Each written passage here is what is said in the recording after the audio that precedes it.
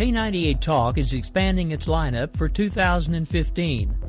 This means we're expanding our advertising base. Whether you're a startup trying to push through to the next level or an established business trying to supplement your advertising budget, web-based advertising is a solid investment. Thanks to Talk's newest partnership with TuneIn Radio and instant access to our sister station, K98 FM, we give you worldwide access at a reasonable cost. Interested parties should email us at advertise@k98talk.org.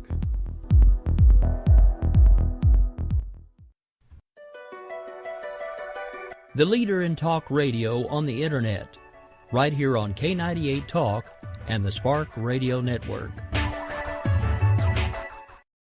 In these uncertain economic times, you've got to do whatever you can to save money. One of our biggest expenses can be our cars, especially when unexpected repair bills hit. Not anymore. If you own a vehicle with less than 130,000 miles, is less than 12 years old, has a warranty about to expire, or even no warranty at all, you could stop paying for car repairs. Roadside assistance, towing, and rental coverage are all included. Don't wait for the next repair. Make one free call right now to see if you qualify. If your vehicle is less than 12 years old, has less than 130,000 miles, even if it's out of warranty, paying for car repairs can become a thing of the past. Call us right now and get your car protected before your next repair bill hits. Get protection and no more repair bills. Call 800-696-1030. Again, 800-696-1030. That's 800-696-1030. 800-696-1030. Joe had huge problems with the IRS. I knew it was coming. I hadn't filed taxes since 1990. All the IRS letters coming in added up to a nightmare. To get up to like $68,000. My heart started beating fast. It's like, there's no way, man. I mean, I ain't going to be able to do this. Then they stopped his paycheck. So that's when I started making phone calls and found U.S. Tax Shield. U.S. Tax Shield went to work immediately. They just took the bull by the horns. What blew my mind is he called the IRS right then and there. So why is U.S. Tax Shield A+ rated with the Better Business Bureau? Joe knows. They saved me a ridiculous amount of money. If you owe more than $10,000 to the IRS or state, choose the company Joe chose, U.S. Tax Shield. It was the best decision I made. U.S. Tax Shield is the way to go. Life is good. Thank you, Lord. Call 800-471-3287. U.S. Tax Shield. Boo-rah. Yes. 800-471-3287. 800-471-3287. Welcome to Opinion Nation. And we stand today on the edge of a new frontier. There is nothing wrong with America that cannot be cured by what is right with America. What makes us Americans is our shared commitment to an ideal, that all of us are created equal. I, too, am America. Now here's your host, Bryce Robbins. Hello, everyone, and what a beautiful July 18th. It is Saturday morning, and we have a lot to talk about today. So, I'm going to talk about the Iran deal, and I'm going to talk about an experience I had this week, and it kind of pushed my buttons. It got me a little angry, and you're probably not going to think I'm a liberal after we talk about it, but I promise you that I am all liberal. Okay, so to start, we're going to talk about the Iran deal. So, I always say I don't know how I felt about this, and it seems that this week, after the actual Iran deal, happened, I guess I've had more time to think about it. So, essentially, the way it's placed seems that the United States is getting a pretty shitty end of the stick here. That when you make a deal, it's supposed to be pretty equal on both sides. Yeah, you give some up, but you get in return. Seems we're not getting much in return. Obama did scold a reporter, and we're going to get to that, in regard to the fact that we have 3 Americans who are captive in Iran, and they are not part of this deal. Now, I don't know how to look at that, but we're going to get to listen to Obama's response and the question to the president in regard to those people kept overseas. What I'm going to do first is we're going to listen to a clip from the Young Turks. And it says, the real reason critics hate the Iran nuclear deal. Then we're going to listen to the reporter. Then we're going to talk about the Iran-Contra. So I'm kind of trying to maneuver this so that we get from people who clearly, blatantly support it and ease our way to a logical conclusion here. Because myself, I'm kind of on the fence about it, but it's worth trying to transition. So maybe we can all learn something from it today. So here we go. I'm going to play this clip from the Young Turks. It's a little long. It's around 4 minutes, but I might cut it short. So here we go.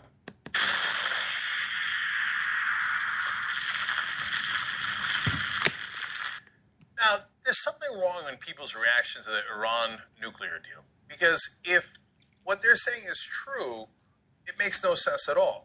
What are the critics saying? They're saying, oh my God, this is going to make Iran more likely to get a nuclear weapon than not. That's not remotely true. That's not even close to true. Because what we can do is we can actually inspect all of their known nuclear sites at any time that we want. It's the IAEA gets to do that. That's the keyword, known.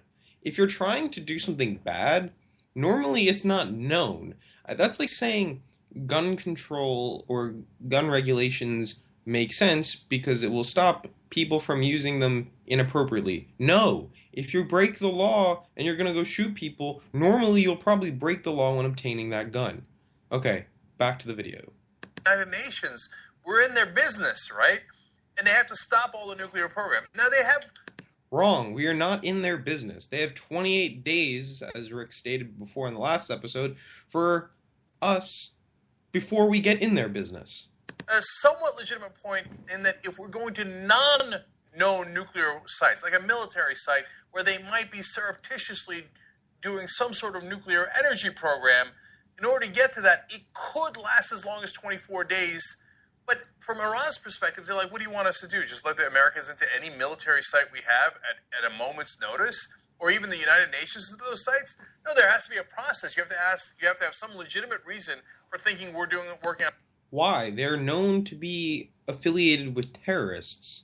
A nuclear weapons program there, and there has to be a process. So that process takes 24 days. But remember, for all their known nuclear sites, we actually can go in there at any time.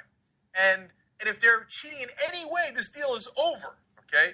So you can't, in good conscience, think that they're more likely to get nuclear weapons if the IAEA is able to inspect all their nuclear sites and even their non-nuclear sites. So what is the real concern? And I figured it out. The real concern is the money, Lebowski. See, when we lift sanctions, they're going to get $100 billion in frozen assets back. So when they get that money back, well, then they can invest it in doing some of the things they're doing throughout the Middle East, fighting in Syria against Sunnis. So that's why the Saudis, who are fighting them in Syria surreptitiously, are pissed because now the Iranians are going to have more money to buy weapons to give to their Shia ally in Syria. And also in Yemen, right next door to Saudi Arabia. Israel doesn't like it because then Iran is empowered with more money. So are they right? Well, yeah, shouldn't... Iran is a state sponsor of terrorism who is actively opposed to Israel and their existence. In fact, today, the religious leader, whoever, the Ayatollah Khomeini, came out and said, regardless of this deal, we will not be, changing our views on the arrogant U.S. and will still side with our friends in the neighboring region, and included Syria, Iraq, Bahrain. There was another one, Palestine. So, I don't know. If we supposedly have the interests of Israel at heart because they are the last democracy and last beacon of hope and, yada, yada, yada, Israel's the best, whatever. But then why would we support a deal that's inevitably going to prop up Palestine? Because with all this money capable to fight in the region, grow resources, grow investments, imagine Imagine what this can do if, they start investing in Palestine and then that region gets grown up. Then Hamas could get grown up. I don't know. This sounds like a load of crap, but let's keep listening. But look, it bothers me that Iran has more money, and they will likely use some of it to fight against some of our interests. That's true, and that bothers me greatly. On the other hand, it wasn't our money, and we didn't give it to them. We had taken it from them. So they would sell their oil, and then we'd go, okay, great, now we freeze your assets. So those assets were frozen all over the world, in Asia, in Turkey, in Europe, etc., and we wouldn't let them get their money back. So all we did was we held their money, agreed to end their nuclear program. And they did, and now we can inspect them. So the people that are against it... Is the world's safety really worth $100 billion? ...deal are not against it for the reasons they're stating in public. They know that it makes it less likely that Iran will get a nuke, but that was never their concern in the first place. Their real concern was the money, Lebowski. They didn't want Iran to get their own money back. But as much as I can't stand the mullahs that run Iran, as much as I think they're on the wrong side in Syria and in other places, well, we can't just take their money.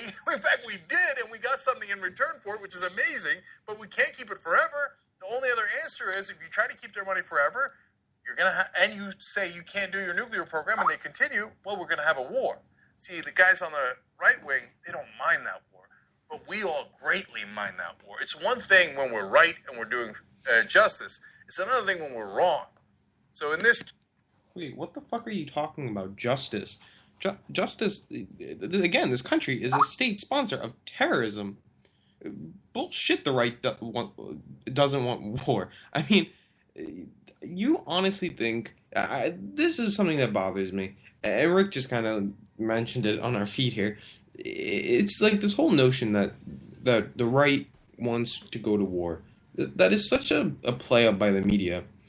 It is certain people who might be fond of growing the military-industrial complex and then make more money off war.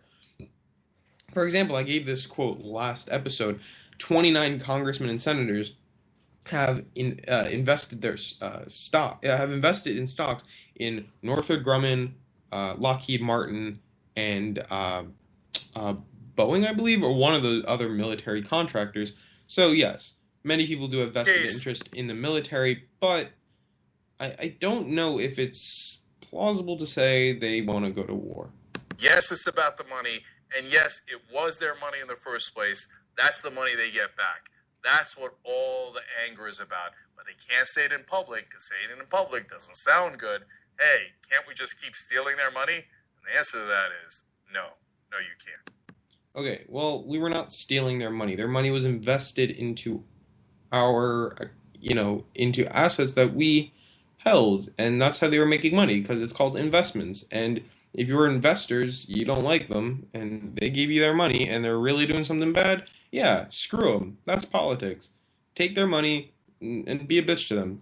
They sponsor terrorism. I mean, they suppress people. A real good deal that Obama should be touting about and should be getting a Nobel Peace Prize about is if he sat down at the table, or John Kerry sat down at the table and said, look, your people are suppressed, your government is non-transparent, and at the end of the day, you're still a sponsor of terrorism. Unless you or your people rise up and get rights, get human rights. First of all, yeah, get their human rights. Second, you are no longer a state sponsor of terrorism. That would be a good deal. Then we could celebrate.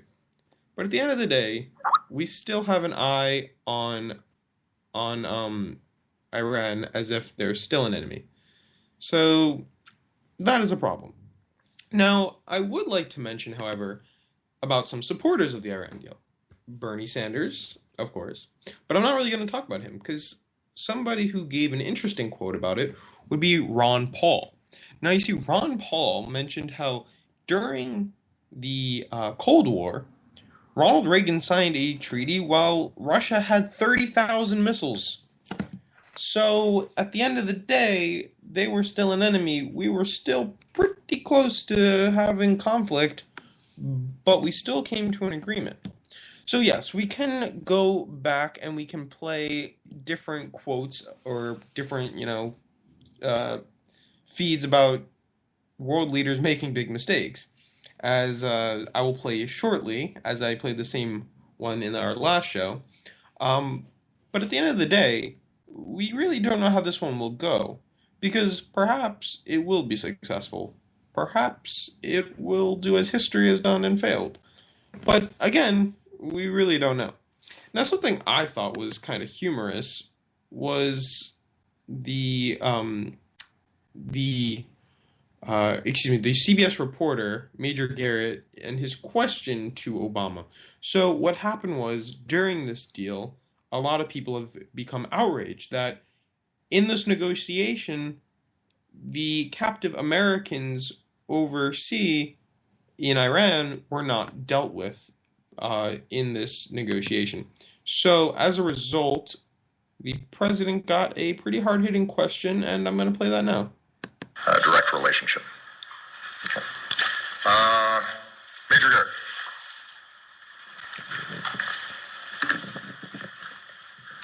Thank you, Mr. President. As you well know, there are 4 Americans in Iran, 3 held on trumped-up charges, according to your administration, 1 whereabouts unknown. Can you tell the country, sir, why you are content with all the fanfare around this deal to leave the conscience of this nation and the strength of this nation unaccounted for in relation to these 4 Americans? And last week, the chairman of the Joint Chiefs of Staff said under no circumstances should there be any relief for Iran in terms of ballistic missiles or conventional weapons. It is perceived that that was a last-minute capitulation in these negotiations. Many in the Pentagon feel you've left the chairman of the Joint Chiefs of Staff hung out to dry. Could you comment? I got to give you credit, Major, for how you craft those questions. For the notion that I'm content as I celebrate with American citizens languishing in Iranian jails.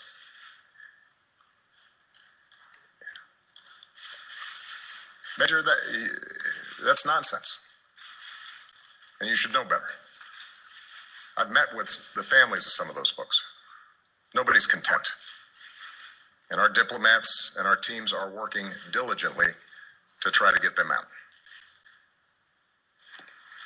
Now, if the question is why we did not tie the negotiations to their release, think about the logic that creates. Suddenly Iran realizes, you know what? Maybe we can get additional concessions out of the Americans by holding these individuals. Makes it much more difficult for us to walk away if Iran somehow thinks that a nuclear deal is dependent in some fashion on the nuclear deal. And by the way, if we had walked away from the nuclear deal, we'd still be pushing them just as hard to get these folks out. That's why those issues are not connected. But we are working every single day to try to get them out, and won't stop until they're out. Okay, so I think that was a pretty loaded question. It was pretty unfair, and the president actually answered it pretty well. However, the whole story about, if we made these men part of the deal, then all of a sudden Iran would feel that they could get more out of it. But at the end of the day, I don't know if anyone was paying attention, but the policy of we don't negotiate with terrorists was done away with. Like, you can look that up. The whole notion, the we don't negotiate with terrorism, the strict policy of no negotiation has ceased to exist. I mean, in the first place, I don't really know if it was there. It just, a lot of times it was backdoor negotiations, and the fault was that a lot of times it was left up to the parents of the people who were kidnapped or who were taken hostage to lead the charge on their child's release. But if we now are negotiating with terrorists about hostages, then we should really have a negotiation about these 4 Americans, and it seems like a good time to do it would be now. Like, they're getting nuclear reactors And they're getting $100 billion, and they're going to be selling us oil. So on top of that, they're going to be making billions more. And we can't get 4 fucking people out of their country? What kind of shitty fucking deal is this? Oh, but we get to go visit their nuclear reactors and military bases, but after 24 days prior to notice. So what I'm getting from this is that, you know, in this deal, we get to go inspect their nuclear facilities with the United Nations, kind of like what Bill Clinton said about North Korea. Oh, yeah, that's happening. Then, on top of that, we can go visit their military bases just in case they're not scheming up anything bad. But they have 28, but as Cenk Uygur said, apparently it's 24 days to take care of, you know, what they need to prepare. You're not having a dinner, okay? What preparations do you need? How is it a thorough inspection if it's not, kind of candid? If it's not all of a sudden, because that's how you know the truly what's going on there. If you give them time to prepare, they're gonna clean it up. It's like they think we're stupid, but in all reality, that's a hoke of shit. That, you know, they get 24 days to prepare because it's wrong that we can just go to their military bases unannounced. No, fuck that. We're the United States, goddammit. We have the most powerful military in the world. We have the most powerful armed forces the world has ever seen. The next biggest air force in the world is the Navy, behind our Air Force. So, fuck this shit. We're supposed to be so powerful and so almighty, and we put so much money into our military. This is horse shit. We should be able to do what we want, or else come in guns hot. I mean, it's honestly outrageous that a state that sponsors terrorism is getting all this gold at the end of the day, and we're not. And they're literally getting gold as well. They're getting like $3 billion worth of gold assets back. So far, it's pretty shitty. But what I must say is that Obama he's not the only president who's dealt with Iran. And in fact, I think this is a step to, you know, negotiations are important, diplomacy is very important. But what about the Iran-Contra? I know that's starting to sprout up on the internet, but, you know, that's a good point, and we're going to talk about it when we get back. So we're going to go to break. Stay with us, and when we get back, we're going to talk about the Iran-Contra. All right, Rick, let's go into break.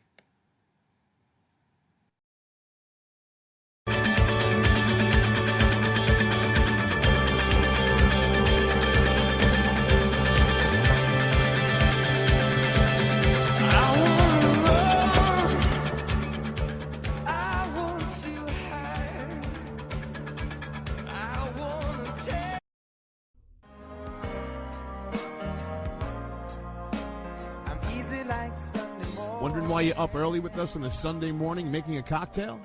News lately got you drinking? Hung over from the mainstream media by Sunday? We are, and we got you covered.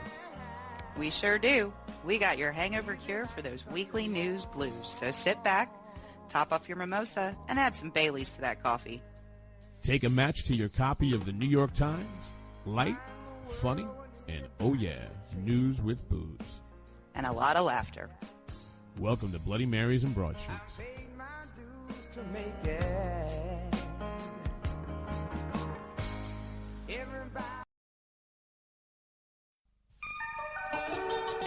The staff of K98 Talk and the Spark Radio Network is proud to announce that our very own Rowdy Rick Robinson has been selected as one of the top conservative talk show hosts in the nation for his program America Off the Rails. Again, congratulations to Rowdy Rick Robinson for a job well done and another reason to stay connected to K98 Talk and the Spark Radio Network.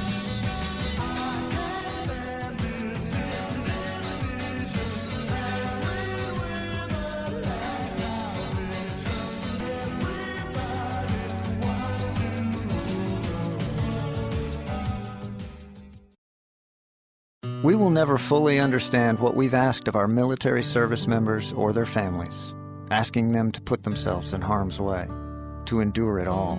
But we do understand that it's our turn, our duty, to keep them secure for the rest of their lives. Wounded Warrior Project long-term support programs help our most severely ill or injured veterans live independently, at no cost, for life, so that they might stand at ease. Join us at findwwp.org.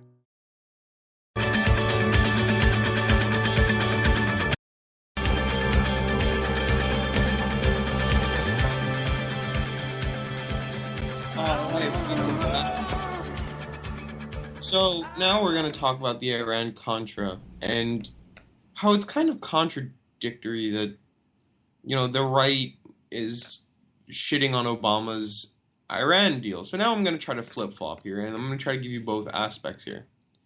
So I'm going to play a clip from one of my favorite shows, American Dad. And they actually explain the Iran-Contra pretty well. So I guess this is kind of foolish of me, but we're about to get a history lesson from Seth MacFarlane's TV show American Dad. In the 80s, there was Cold War drama. We fought the commies inside Nicaragua. Our friends were the Contras. Freedom was their mantra, so we sent them lots of money for guns and landmines. But Congress stopped the Contra money flow just because they moved a teeny bit of blow. But then a hero came forth. His name was Oliver North. He and Reagan went around the sissy Congress. Ollie North, Ollie North. You see, North secretly sold missiles to a harmless country called Iran that would always be a grateful ally. Then he gave the profits to the Contras. Genius! When the sales were uncovered by the press, Reagan and North began to stress. Cause what they did was technically high treason. But it was totally justified. North volunteered to take the blame to save Reagan from prison rape shame. The truth he did bury with his hot secretary, thanks to her shredder. He got off totally scot-free. Ollie North, Ollie North, he's a soldier. Okay. Anyways, that was kind of a funny clip, but the point is that under the Reagan administration, they sold missiles to Iran and took that money and gave it to drug dealers who supposedly sponsored freedom. So, at the end of the day here, this isn't a new issue. It's just, we have a long-standing history with Iran. And regardless of their status of, a caliphate state or being terrorists or whatever, they always seem to be there. And the United States always seems to be helping them out regardless of the party. And I think it's kind of unfair to say Obama's deal is, this terrible thing when, Reagan sold them missiles and weapons. So ultimately, I don't know. But now, of course, as I played in the last episode on Finding Common Ground, I played the clip of Neville Chamberlain. I won't play it again, but it was kind of interesting. Just that, the whole, this is peace in our time, as he touted about his peace agreement with Adolf Hitler in Czechoslovakia. Clearly that didn't work. But, it's kind of, it's hard to say now. So it's pretty much to show how in the past it seems when aggressive countries sign deals, they don't work. It didn't work with North Korea, didn't work with Hitler, and is this time going to be any different? So I guess it's really up for you to decide how you kind of flow on this issue. So it's kind of an issue where it seems that the media is very much for it. The quote-unquote liberal media. But at the same time, we've been hearing this plea from Israel and Benjamin Netanyahu that this is a terrible deal. This is a terrible idea. And as supposedly as supportive as Israel as we are, we seem to be just saying, like, settle down. As Rick would now say, you whippersnapper, settle down. And it's kind of stupid, because they're in the region. They feel the threat of terrorism every single day. And at the end of the day, we're not listening to them. So it kind of is not a good idea. Anyways, I'm going to jump ships now, and I'm going to talk about that experience that I had this week that I talked about in the beginning of the show. But to kind of close off this topic about the Iran deal and Iran, I don't think I support this deal. I think that I support a deal where we can use diplomacy and make negotiations work. But as far as I'm concerned, this deal, it just seems really, really, really shitty. And it seems like they're getting so much and we are getting so little, which goes beyond the point to say, if they have so much oil, why do they need nuclear power? They live in a fucking desert. Why can't they use the sun? Solar panels. There are many mountains. Why don't they use wind turbines? It probably gets windy up there. I mean, why do you need nuclear power unless you want a nuclear weapon? It just, to me, that doesn't make sense. It's just there are so many alternatives.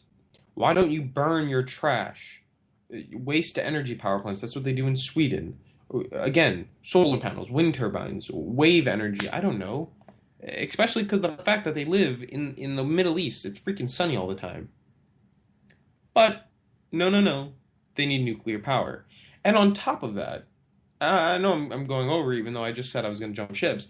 Why don't we mandate it so that they have to use like thorium or invest in thorium, because thorium can't be turned into a bomb. That's why it's not used in the United States originally, was because it couldn't be turned into a bomb. And they felt that uranium had more potential because not only could it be used for energy, but it could also be used for a warhead, whereas thorium could not. However, thorium is far more efficient. And you know who had a shitload of thorium? The United States. So wouldn't it have been a great deal if we said to Iran, you can have all the nuclear power you want, but you have to use thorium. And you gotta buy it from us. I mean, that to me would be a great deal. In return, we'll buy all your oil. Who gives a shit? Like that's a great deal. That to me sounds like a wonderful fucking deal, because now we're exporting a lot of minerals. We're creating a lot of mining jobs in the United States. They get nuclear power because, as they're saying to the world and to the international community, all we want is nuclear power. Well, if that's all they want, let's give it to them. And let's make sure that it can't be used to make a bomb. So let's give them thorium, which is predominantly in the United States. That we have so much thorium, we could literally shit it. It's ridiculous. But we got a bad deal. Because a lot of their nuclear products are bought from Russia and China. We don't sell much of that shit to them because they're terrorists. But now they can get it freely and sanctions are going to be lifted. So, at the end of the day, this really sounds like a terrible, terrible, terrible deal. And it's not even a deal, because a deal should be like two sides come to an agreement over, mutual benefits to each side. We are not getting a mutual benefits at all. In fact, what I just described, my deal, it makes sense because, now you don't get nukes, we get exports, you get imports, and you get nuclear power. Whatever. Okay. Now I'm going to jump ships. I'm going to talk about two things. One, I'm going to talk about my interesting experience this week, and then I'm going to Well, I'm going to talk about my buddy Al Gore. Okay, so first, this coworker of mine is from Japan and asked me, what do Americans mean by the term, there is a price for freedom, as well as, why do you guys say freedom isn't free?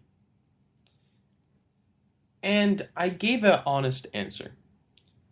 We say that because so many people have had to pay the ultimate sacrifice so that in the future we could walk these streets freely as we are now.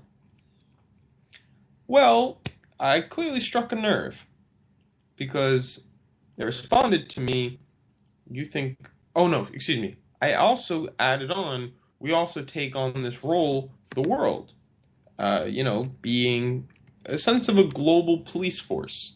Sometimes we're used for good, and sometimes we make mistakes, but ultimately I think we do a pretty good job at defending freedom and promoting global democracy to an extent. Obviously we've had our shits, I pointed out, in the Middle East, such as Iran. Iran at one point was a democracy, and the United States and Britain destroyed that, and we're paying the price today. You can look it up.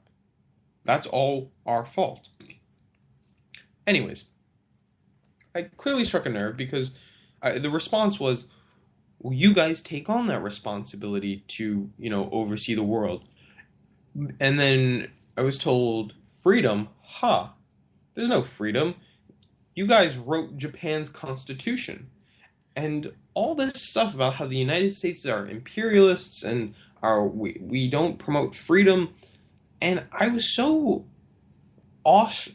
just jaw-dropped that someone from Japan would be speaking ill of the United States military. First of all, I pointed out how prosperous our country is today. And it wouldn't be that way if it wasn't for the United States staying there for 50 years after the war. See, that's how the military should do shit. When we're in a conflict with a country, we should stay there, develop the country, and not pull out like in Iraq, because then you get ISIS. And George W. Bush actually had a pretty prophetic comment about it when he said, we have information from our intelligence agency that suggests if we exit Iraq, a worse terrorist group will arise. So it's not like ISIS wasn't known about or a terrorist group wasn't known about, but we pulled out and we're paying the price now. Whereas in Japan, we were able to foster their growth and instill Western culture, and now they don't have an emperor, they have a prime minister, and they have, or in the 80s at least, had one of the most flourishing economies in the world. So much so that we owe them $1.3 trillion in debt. So I think that's pretty successful. And the fact that one could say anything ill of the United States military, I responded, do you think there would honestly be a South Korea or a Japan the way it is today if it wasn't for so many men who lost their lives defending freedom and liberty for these people? It was almost sickening to me. And then, the sheer fact that these Marines actually died made me more upset recently, because when you have American soldiers losing their lives for people they don't know, for people who aren't even born yet, that is the ultimate sacrifice. And I got a little angry and said to this person, you should go to Washington, D.C. and kiss every single freaking name on the World War II memorial, because you owe them your life, your freedom, and your liberty. Because if it wasn't for them, you might not be living the life you live today. I continued on the statement, you say you want to come to an American school. It's Columbia. But do you honestly think you'd be able to if it wasn't for the freedoms that were given to you by the United States? I mean, what the United States has done for so many countries is unparalleled. And we're viewed as this imperialist nation. But in all honesty, we do a lot of good for the world. Now, at the same time, don't get me wrong, we've done a lot of shit. We have destroyed countries like Iran and Egypt and other countries all around the world, in Papua New Guinea and in countries all across South America. We have desecrated democracy, and it's really sad, all for money. My girlfriend is one to always say, why do you buy Chiquita bananas? They started a civil war which ruined stability in a country, also prompted by the United States. So the sheer fact that the United States has destroyed a lot of democracies doesn't bode well for my very patriotic sentiments to our military right now. But I must point out that it is wrong for anybody to speak ill of the missions in Japan and Korea, because I always felt that those were some of the most heroic stories or heroic statements come from those conflicts, because those are examples of the United States actually using our, I guess, MO of democracy and freedom legitimately. Whereas in, Vietnam, it was really unnecessary. We were siding with somebody who didn't want democracy and freedom. And in Iraq and in Afghanistan, we've prompted up what we call prime ministers or presidents, especially in Afghanistan. But really, they're not. They have not been elected. They've been propped up, and they are just puppets of the United States for the time being, or at least it's what we'd like to think. And we don't get many things out of our deals. This is why I think people like Donald Trump, because he says it as it is. And he said, we have the worst negotiators. They're so incompetent and stupid. The world should literally be eating out of our hands. But for some reason, it always seems like the international community has us at the balls. And it's kind of upsetting that we tout about our giant military, but when we should really be putting the heat on countries and threatening them so that they do what we want, we don't. And then when we take the route of diplomacy, which I always support, it turns out really, really bad. That diplomacy just fails because we have such bad negotiators and such bad, framers of these deals. I mean, back to the Iran deal, we're not getting much from it. We're getting the reassurance that we can visit their nuclear facilities and a 24-day notice to when we can go visit their military bases. So in all honesty, we have such incompetent people in our government, and I don't mean to sound like Donald Trump, but I do. That's just the fact of the matter. And we need to bring back competence. At one point, the United States was revered by the rest of the world. We led the world in the arts and education, and we led the world in the sciences and the military. And now we're at the point where our education system is still good, but our government is making millions, if not billions of dollars off keeping students in debt. Our science and mathematics department in our education is just catching up to the rest of the world, and we're still very far behind.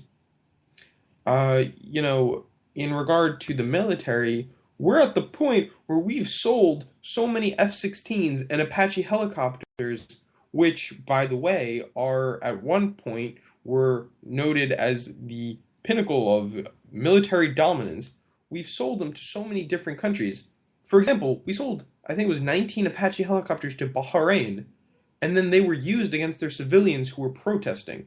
How fucking un-American is that? People who are protesting for their liberty got shot down by American-made weapons.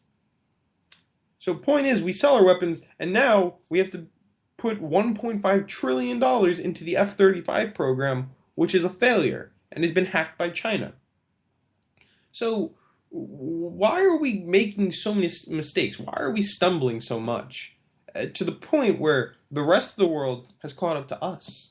At one point, we were the manufacturers. We were the military dominance, unquestionable dominance. And I mean, we still are, but other countries are hacking us, and other countries are taking our technology, and we're selling our technology because it makes money.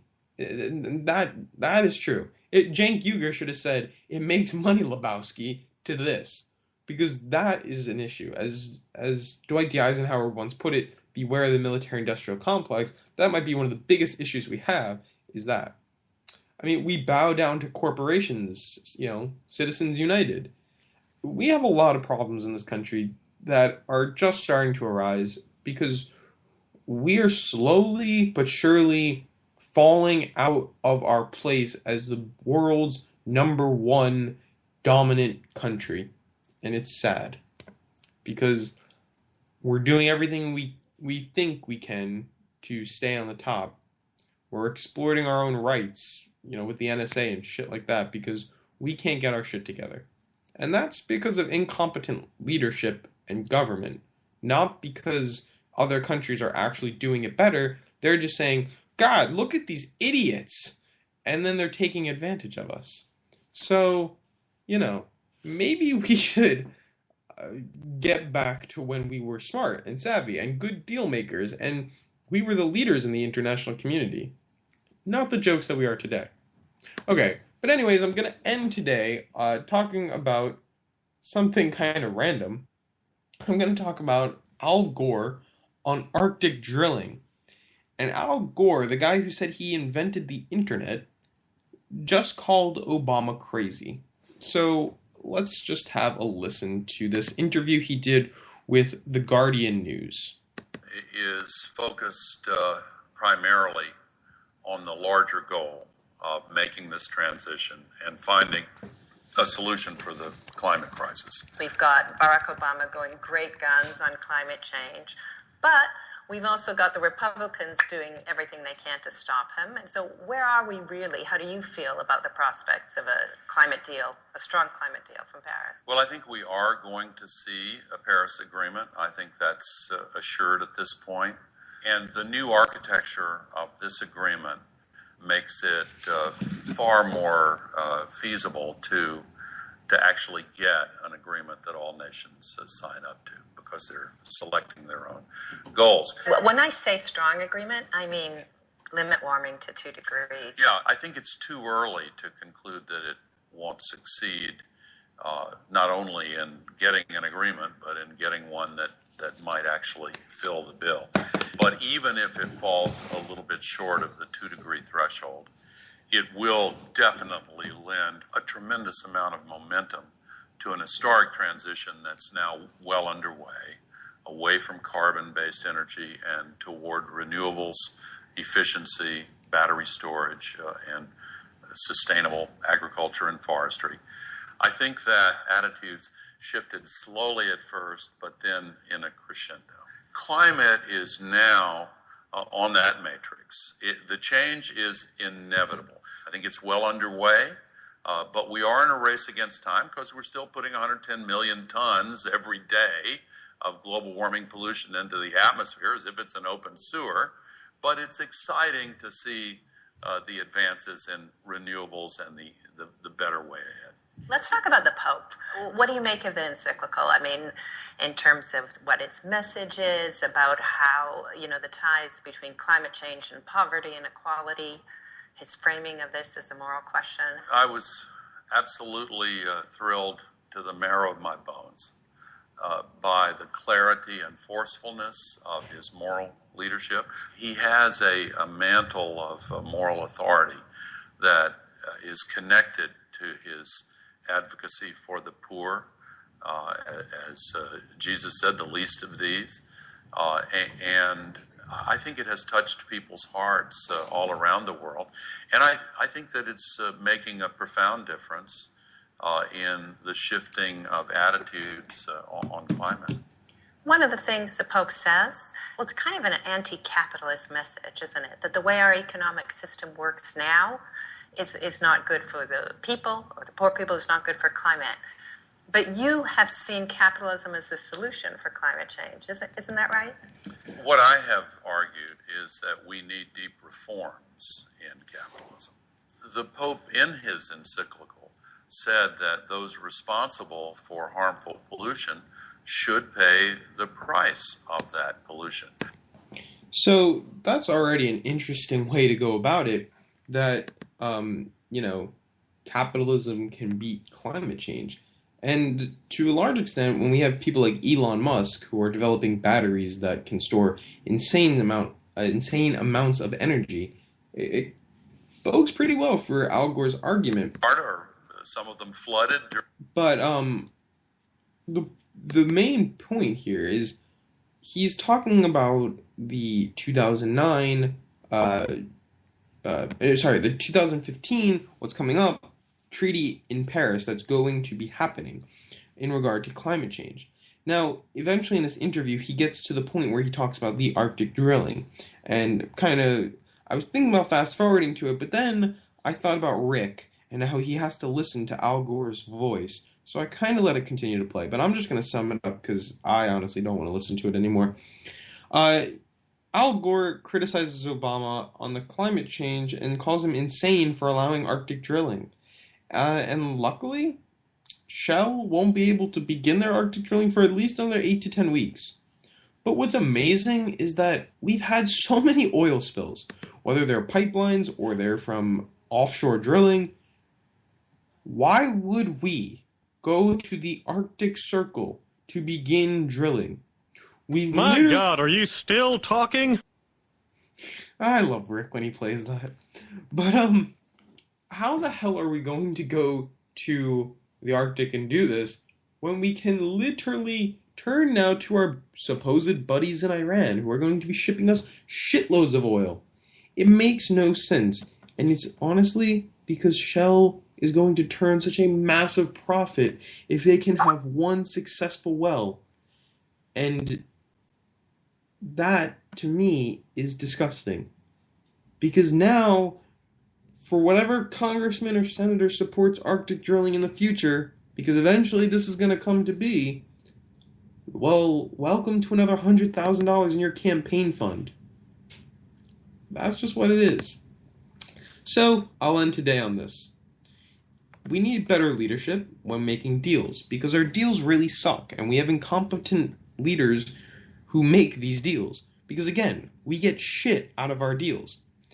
Rather, we should do what I suggested, and make it based on something that will support us as well as them, such as thorium, because then they wouldn't be able to turn their weapons, their nuclear power into bombs. We would be exporting a lot of minerals and creating a lot of jobs. But, I'm still in high school. Anyways, in regard to what we were talking about before, on this climate change issue, it is so silly that Obama is pretending like he is, trying to save the environment for his children and the children of this generation, but he's allowing for Arctic drilling.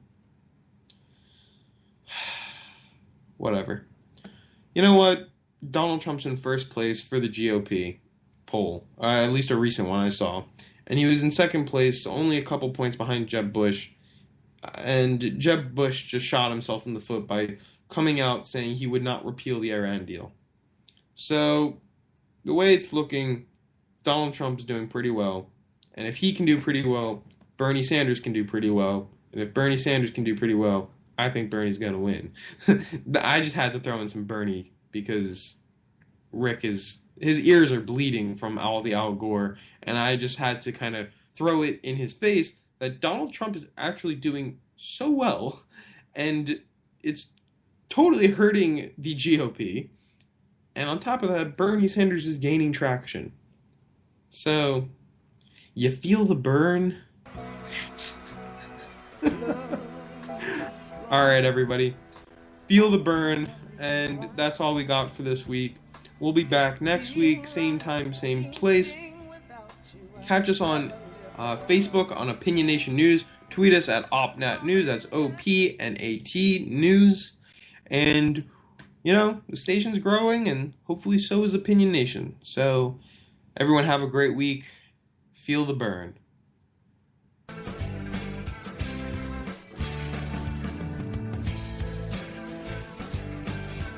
What makes us Americans is our shared commitment to an ideal that all of us are created equal. I, too, am American.